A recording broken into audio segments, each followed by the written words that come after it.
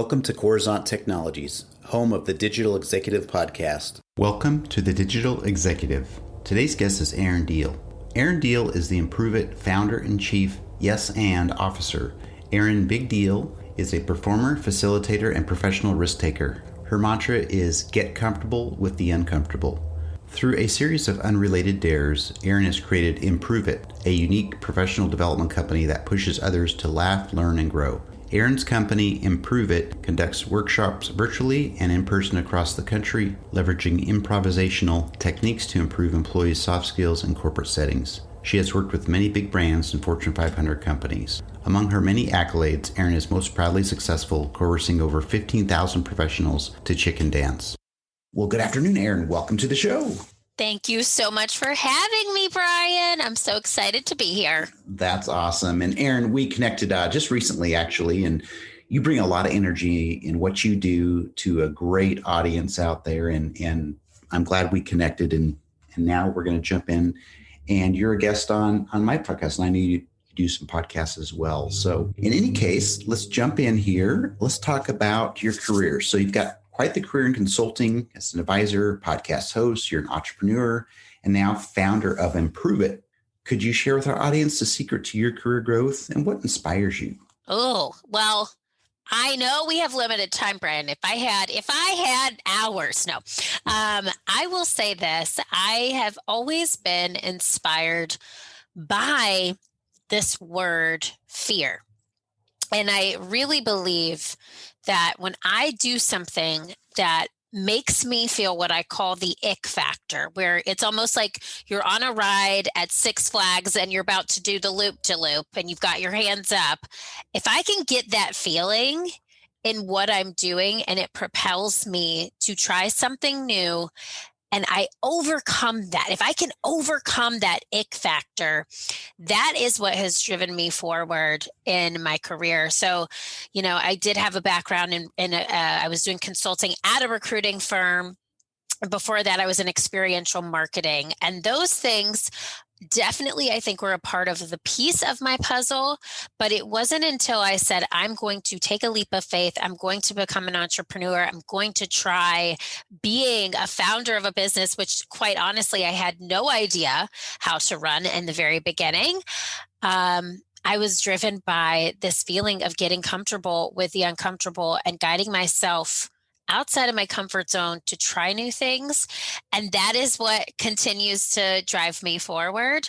So, for example, as you mentioned, we now have a podcast called the Failed It Podcast, which is all about interviewing entrepreneurs, comedians, people in corporate America who have been successful, but through the lens of their failures. So I'm really guided by getting outside of my comfort zone, trying new things, perhaps failing, and learning some things in that process to continue me on that journey. So that's where I'm at right now.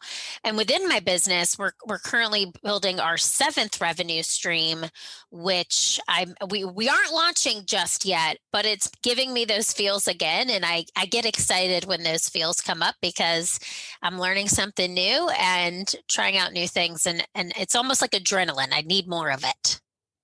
That's awesome. And I love you sharing that. A lot of people do, they're kind of, frozen because of fear, or they don't want to take that next step. And, that's where growth happens, is when you get out there and be uncomfortable. And I appreciate you help promote that and help people realize that their dream is on the other side of fear. So thank you. Yeah, of course.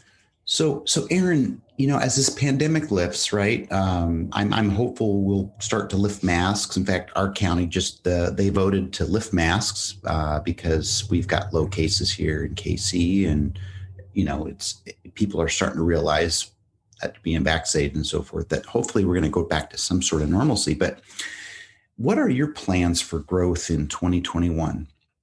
Yeah. So really great question. So let me just back up really quick to tell you about my 2020, Brian, because it was a doozy. So prior to the pandemic, Improve It, we do professional development training using improvisational comedy to train professionals on soft skills. Prior to the pandemic, we had 3 revenue streams, all of which were in-person offerings. Brian, when I tell you that you and I probably would not have met in 2020, it is the truth, because we met over a virtual workshop that I was conducting for an association you're in. Well, in 2020, I literally thought everything I'd worked for the past 6 years, this incredible team of improv professionals, my internal team, was all going to just go away. And so we quickly overnight pivoted and made all 3 of our revenue streams virtual, which now gave us 6 revenue streams. And through that, we also created something that I never thought we would do. We have something called laugh breaks, which are essentially like, we're Zoom crashers for your meetings. We'll jump in your meeting, do short form improv. We do anywhere between 20 to 45 minutes. It's almost like an Uber service. You can book on demand within 48 hours and we'll appear in your meeting. So if you have one coming up in the next 48 hours, you could book us and we would show up. That's something I never thought we would do. And so that's been very successful during these virtual times. Leaning into that, we've also realized how important it is to become digital. So I am an alumni of the Goldman Sachs 10,000 Small Business Program, and we had a wonderful 85-page growth plan we were executing against in 2020, executing on par growth. It was beautiful. And then, of course, March of 2020 hits, and we had the worst year we've had to date. So we are back in the Goldman Sachs program, and I am currently working on another growth opportunity for us to do things in a digital space. I don't want to share it yet, Brian, because it's not fully flushed, but it involves something that makes people laugh at work and also helps with soft skill development. And I'll leave this in a video format. Okay. Ooh, everybody. Ooh. So it's fun and interesting. And also, like I mentioned, giving me those icky feelings, but in an exciting way. I love it. You're going to have to go to rehab for your addiction to this, icky feeling, right? I gotta go to rehab. Yeah, I do. I really do. Awesome. But I love, thanks for the question, because it's exciting to think about. But if you would have asked me that same question last year, it would have been a completely sort of different scenario. Yeah, absolutely. I think everybody's had to make major changes in how they do business. And I think it's going to change forever. Obviously, we'll go back to some sort of the way it used to be in some aspects. But yeah, everything I think has changed. And that might be the silver lining from the pandemic. So, Erin, let's talk about technology. This is a technology platform. We're a digital publication. And I'd like to ask you if you're leveraging any new or emerging technologies within your business. And if not, maybe there's a cool tool or app that has made your life easier. Yeah, I love this question. So we are a really process-driven company. So even though we are improvisers, you will find that our internal team at Improve It are some of the most type A planned people you'll ever meet. We are huge fans of Asana, which is a project management tool. It's a software. We use that to drive and streamline every process that we have internally within our business. From as soon as we book any type of client, we have a very succinct process that we take them through on our client experience side. So Asana is a huge tool that we are so grateful for. We've been using that for years. Obviously, Slack is something, or a platform like Slack for companies who are now completely virtual, has been instrumental to communicating. We now have our internal team sits in multiple state lines. I moved in this pandemic from Chicago to Charleston, South Carolina. So Slack has just been a wonderful technology platform for us, not only to connect, but to create culture within our internal team. So we use there's different channels within Slack. And so we create all different types of channels so we can foster fun over virtual interwebs. So we have a hashtag winning channel. So whenever there is a sale made or there is some type of exciting thing happening in our business, we put it in that channel, we celebrate that win, and it really does make you feel like you're sitting next to that person in the office. You can turn to them, you can high five them if you're in person, but virtually that's not possible. So Slack makes that possible for us. Then finally, Calendly has been a really very, very integrated part of our business plan, especially with that program I mentioned that we launched in 2020, Laugh Break. So it allows people to book. Usually what we do is very high touch. It takes a lot of conversations, a lot of buy-in from stakeholders within organizations on our workshop side. So our soft skill training is definitely a higher touch offering. We wanted something that is low touch, and Calendly makes it so easy for us to do it. We've integrated it into our website.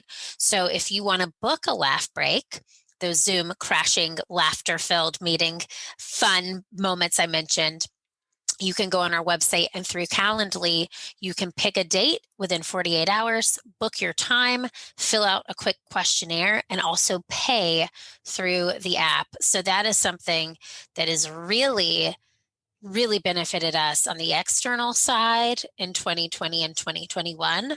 And I use them. It's almost like my own virtual assistant. I live and die by my Google Calendar, and Calendly syncs up with that. So instead of the major back and forths that I have trying to book meetings, I jump on Calendly and I'm able to do that super quickly and send that to somebody who wants to book time with me, and they can pick the time that works best for them. So those three platforms, Asana, Calendly, and then what was the third one? Slack. Those three are definitely huge parts of our business. That's awesome. And it's interesting how we just talked about the pandemic. We've had to do these major pivots and find tools, productivity tools that will enable us to continue to do our business more efficiently, but also to meet the challenges of the pandemic. So thanks, Erin, for sharing that. I do appreciate it. And Erin, last question here. Can you share something from your career experience that might be helpful for those looking to grow their career in leadership or entrepreneurship? Yeah, I sure can. It is this notion of failing forward. And Brian, I think we connected on this. I love this idea so much. It's driven from improv comedy. And that is the basis of everything I teach, has this underlying comedy improv lens. And there's one major rule in improv, that there are no mistakes, only gifts. And what that means is something happens on stage that looks like a mistake to the audience or to the performers playing. It is not a mistake. It actually becomes part of the scene. And it's such a wonderful metaphor for life. If you can look at yourself as a leader or an entrepreneur and say, what did I fail at today? And ask yourself that question. Get used to asking yourself that question. You will live a very fulfilled life, because by failing, you are trying and you are adding to the scene of your life. So that goes into what I mentioned earlier, that kind of being fueled by fear, or being fueled by that rush, that thing that scares me, and that adrenaline is actually been the greatest proponent of my career, because instead of wondering, what if, I become, I am, and I just do without fearing that there is going to be some sort of failure involved. I just do. And if I fail along the way, it will only help me. So I hope that helps your listeners and anyone listening to really think about failure in a different way. I love that. And I really do. And a lot of people definitely need some of that inspiration, some of that guidance, because as you know, sitting at home, having cabin fever for the last year, it's only made things worse for some people, as you know, and it's going to be a change for people to get out there and get out in their uncomfortable zone, right? So I appreciate the share.